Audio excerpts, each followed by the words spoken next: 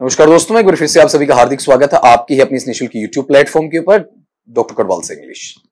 बेटा अपना आपके सवाल हमारे जवाब सीरीज है, उसके अंदर for all the competitive examinations में इंग्लिश सब्जेक्ट का 23rd का जो आपका लेक्चर है, 23वां लेक्चर है, उस पर अपन बात वहां पर कर लेते हैं बच्चा। अब आपके सवाल धीरे धीरे बहुत अच्छे लेवल के आने लग गए हैं, ठीक है। अब सवाल ये चेक करो आपका कि the car blank us ran into the back of a vehicle. जो कार हमारे पीछे पीछे हमारी कार के पीछे चल रही थी, ठीक है, उसने पीछे से आके टक्कर मार दी, कलाइजन हो गया आपका, भिड़ंत हो गई, टक्कर मार दी, अंदर घुस गई, ठीक है। अब यहां पर बच्चे ने मुझसे पूछा है प्रेपोजिशन। तो बेटा प्रेपोजिशन बच्चे के पूछने के पीछे का लॉजिक सुनो पहले। मैंने जैसे आपको यह पढ़ा रखा है कौन सा आफ्टर, मैंने आपको यह पढ़ा रखा है कौन सा बिहाइंड। अब आफ्टर का एक मीनिंग होता है के बाद में, बिहाइंड का एक ही मीनिंग होता है के पीछे, लेकिन आफ्टर का दूसरा मीनिंग क्या होता है आपका के पीछे, और बिहाइंड का दूसरा मीनिंग नहीं, एकमात्र मीनिंग वो क्या होता है आपका के पीछे। मैंने जनरल सेंस में आपको अर्थ यह बताया था कि इसमें गतिशीलता पाई जाती है,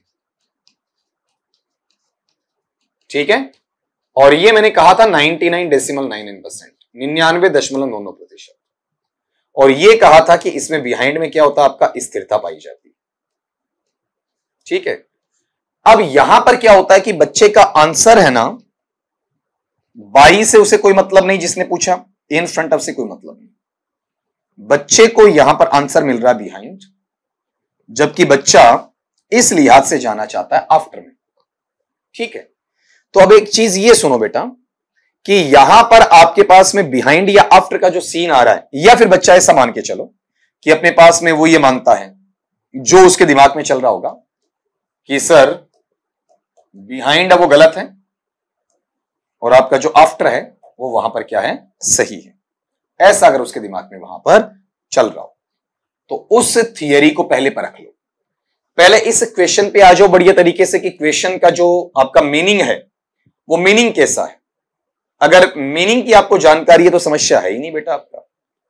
क्वेश्चन क्या दिया, मैं दोबारा पढ़ रहा हूं, द का, अब उसके बाद में ब्लैंक, इसे ब्लैंक स्पेसेस कह सकते हैं, ब्लैंक कह सकते हैं, फिर यहां पर है अस, उसके बाद है रैन इनटू, यहां भी एक चीज सीख लो बेटा आपका, रैन इनटू अंदर तक चले जाना आपका, द बैक मतलब पीछे की साइड, और किसका वहां पर, अब आ व्हीकल हमारे साधन के पीछे की साइड, ठीक है।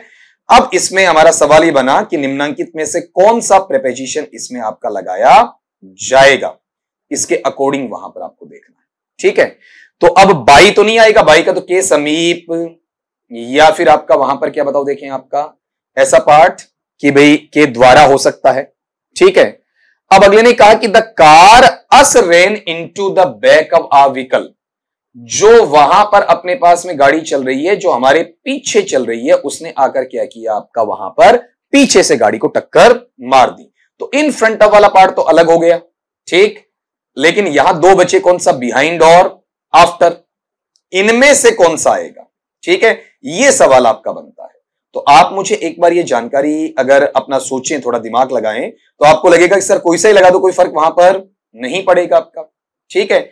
लेकिन इसमें सबसे बड़ी चीज है कि आपके पास में ऐसा पैटर्न चलना चाहिए कि आपका व्हीकल है, ठीक है, वो कहां है, देखो बैक में, into the back of our vehicle, हमारे व्हीकल के बैक में मारा है, ठीक है।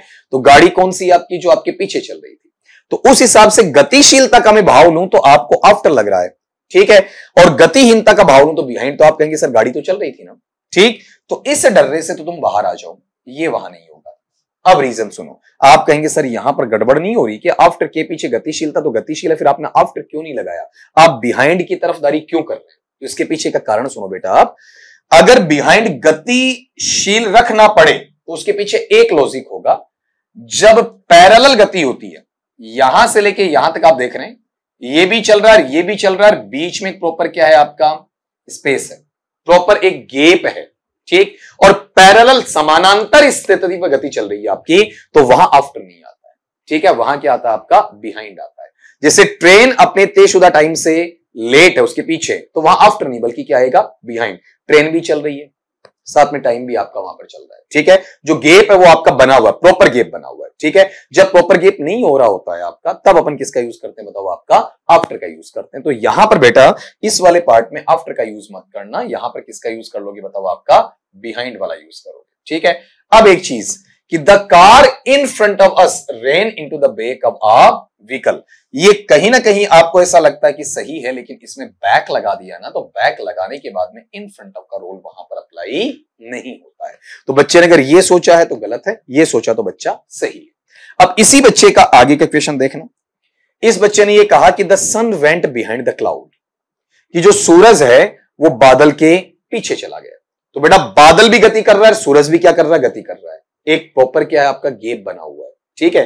तो वो गैप के साथ गतिशीलता बताने के लिए अपन किसका यूज कर सकते हैं बताओ, आपका वहां पर बिहाइंड का यूज कर सकते हैं। अगर एक जगह ठहरा हुआ है और उसके पीछे जाकर आप जा रहे हो तो वहां बिहाइंड नहीं बल्कि क्या आता है, आफ्टर। ये सवाल बच्चे का यहां पर एक और बन रहा है, सेम बच्चे का क्वेश्चन है, यहां जो उसने पूछा है यही चीज उसने यहां पर पूछनी चाहिए। अब देखो उसने एक्सप्लेनेशन में क्या लिखा कि सर बिहाइंड का मतलब के पीछे, और क्या लिखवा रखा है, गतिहीन, ठीक है। बिल्कुल जैसे मैंने बताया, ये अमूमन 99.99% ऐसा ही होता है। अब बच्चा क्या कह रहा है, इसमें कोई कंफ्यूजन नहीं है कि जब गतिहीन होता है, but the sun went behind the cloud, लेकिन जो सूरज है वो बादल के पीछे चला गया। तो सर यहां बिहाइंड क्यों आया, यहां तो गतिशीलता है, इसमें कंफ्यूजन है। बिकॉज सूर्य ने तो गति की है, बिल्कुल की है, इसके हिसाब से तो यहां रोंग हुआ ना, ठीक है। रोंग नहीं हुआ बच्चा, मैंने क्या बताया कि आपकी पैरेलल जो गति चल रही है, पैरेलल गैप के साथ चल रही है, तो वो वहां आफ्टर नहीं बल्कि किसमें आ जाता है, आपका बिहाइंड में आ जाता है, ठीक है। तो ये सेंटेंस यहां गलत नहीं है, ये सेंटेंस यहां पर गलत नहीं है। अब इस बच्चे ने अपनी प्रेसिडिंग आगे की, बच्चा आपका वो सुनना कि the train is running time, तो आफ्टर टाइम नहीं होगा, टाइम भी चल रहा है, ट्रेन भी चल रही है, एक लिमिटेड, एक नियत, एक पहले से आपका प्लान्ड गैप उसके अंदर देखने को मिल रहा है। तो बच्चा यहां पर बिहाइंड क्या है, एक्यूरेट है, सही है। और शुद्ध में एक्यूरेट नहीं, एक्यूरेट, एक्यूरेट नहीं बोलूंगा, क्या पढ़ूंगा, एक्यूरेट, इस तरीके से वहां पर उसे पढ़ा जाएगा। तो ये दोनों तीनों चीजें एक ही बच्चे की वहां पर पूछी हुई हैं, एक के अंदर एक सवाल, एक के अंदर एक सवाल। इससे आप काफी बच्चों का भला हो रहा है इसके अंदर कि यहां पर तीन चीजें सीख गए। पहला मैंने खूब टाइम लिया आपको सोचने का वक्त दिया कि the car behind us ran into the back of our vehicle.